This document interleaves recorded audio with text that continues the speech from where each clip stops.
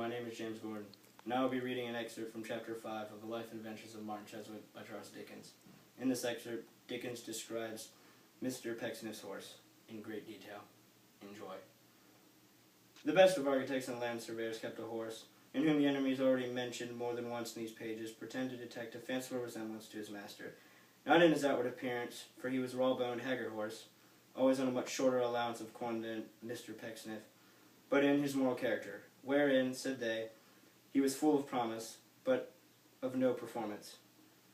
He was always in a manner going to go, and never going. When at his slowest rate of travelling, he would sometimes lift up his legs so high, and display such mighty action, that it was difficult to believe he was doing less than 14 miles an hour. And he was for every so perfectly satisfied at his own speed, and so little disconcerted by opportunities of comparing himself with the fastest trotters, that the illusion was the more difficult of resistance. He was a kind of animal who infused into the breasts of strangers a lively sense of hope, and possessed all those who knew him better with a grim despair. In what respect, having these points of character, he might be fairly likened to his master, the good man's slanders only can explain. But it is a melancholy truth and a deplorable instance of the uncharitableness of the world that they made this comparison. In this horse and the hooded vehicle, whatever its proper name might be, to which he was usually harnessed, it was more like a gig with a tumour than anything else. All Mr. Pecksniff's thoughts and wishes centred. One bright frosty morning, for with his gallant equipage he was about to drive to Salisbury alone, there to meet with the new people, and thence to bring him home in triumph.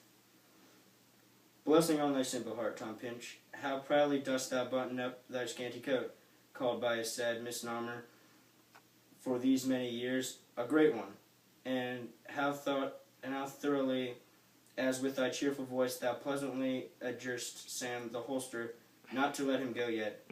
Dost thou believe thee, Tom Pinch, and not in jest at thy expense, for thou art poor enough already, heaven knows.